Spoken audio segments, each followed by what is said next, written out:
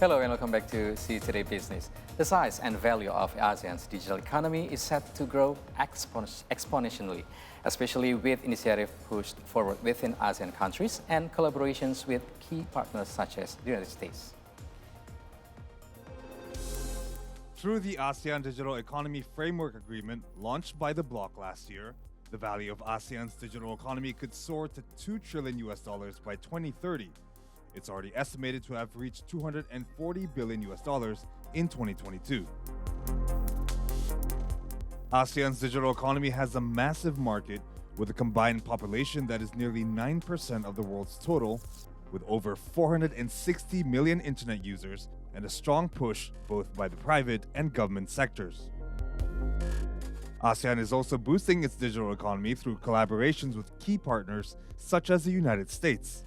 Initiatives such as the US-ASEAN Digital Work Plan 2023-2025 are designed to support ASEAN's digital development by focusing on boosting digital infrastructure, data policy and regulation, and digital inclusion. Meanwhile, a 15,000-kilometer-long subsea cable connecting Indonesia, Singapore to the US is being built. The cable system, partially funded by the U.S. International Development Finance Corporation, or DFC, will boost internet stability, speed, and access to the region. And to talk more about ASEAN and U.S. digital economy collaborations, we are now joined by the U.S. Ambassador to ASEAN, His Excellency Yohannes Abraham. So, Ambassador, thank you very much for your second time here. Thanks for having me. Coming to the studio. Very glad to be here. Yes, so let's delve directly to our topic, talking about the collaboration between ASEAN countries and the United States in terms of digital economy. So our first question, how does the U.S. government and businesses see its potential and importance?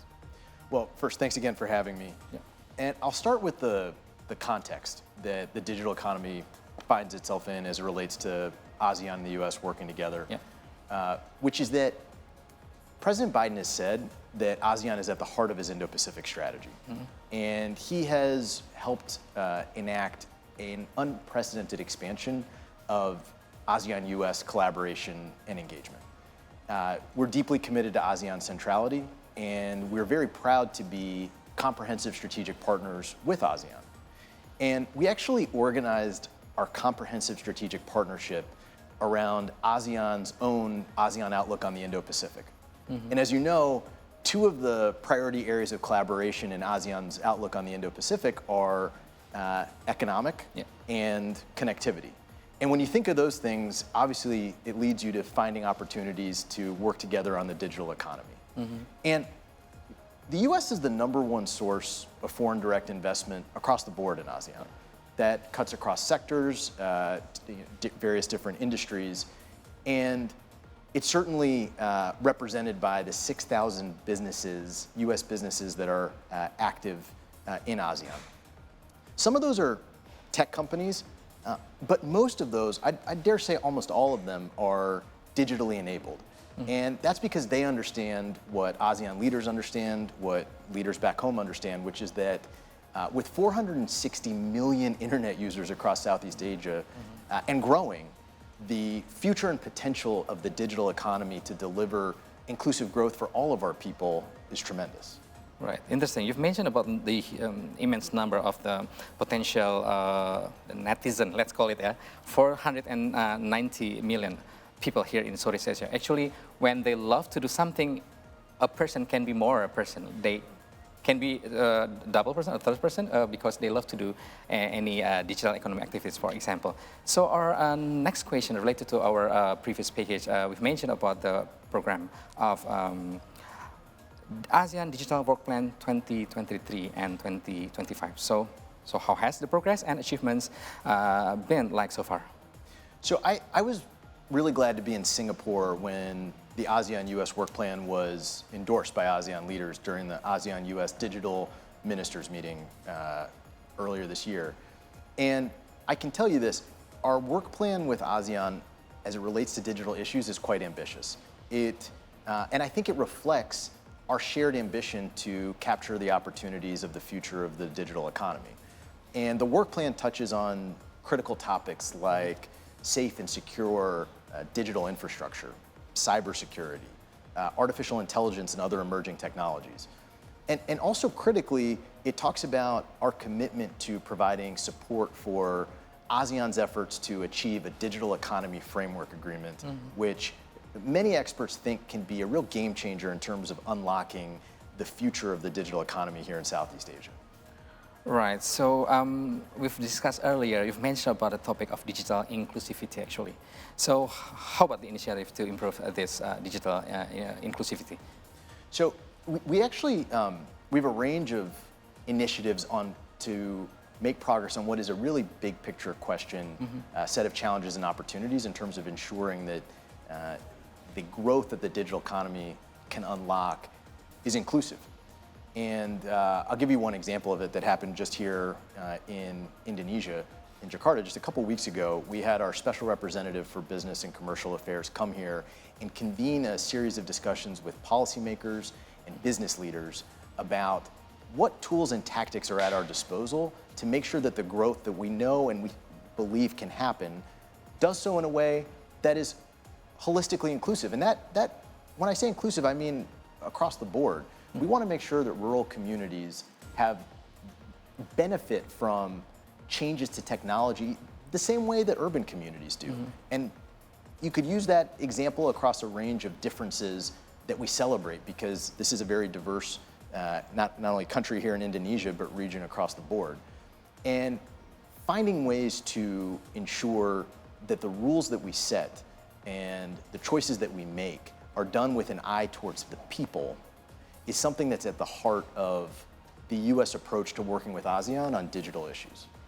Right, I love the keyword about that, getting the benefit of the changes of technology. It should be overall, not just for one community or two community. So talking about the same topic, the US-ASEAN Digital Work Plan 2023-2025, it means with over a year remaining.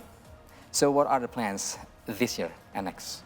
So one thing that we're really focused on this year is helping ASEAN achieve a substantive and meaningful digital economy framework agreement that anticipates, again, both the challenges and opportunities that the digital economy will pose for the people of Southeast Asia, and delivers a set of choices and standards that will be additive to Southeast Asia's ability to drive the kind of growth that we know that every country in Southeast Asia wants to. So to answer your question, finding ways as ASEAN and ASEAN member states request, finding ways to be responsive to their needs and wants as they are negotiating an agreement, because it's an ASEAN-only agreement. As a dialogue partner, we just want to be supportive and additive to their efforts.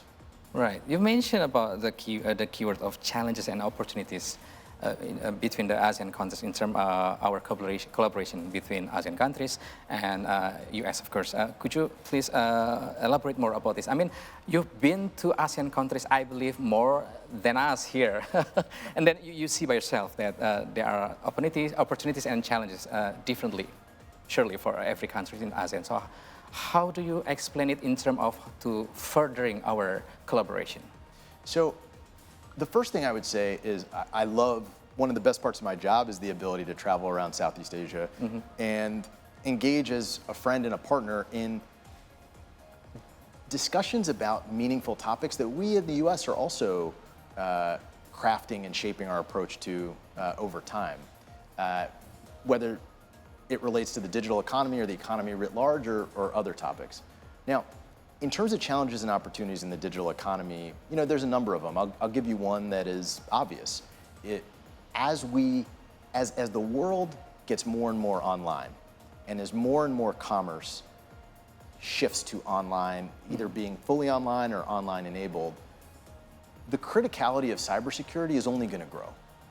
And that's true not only for governments, it's true for companies, it's true for our households.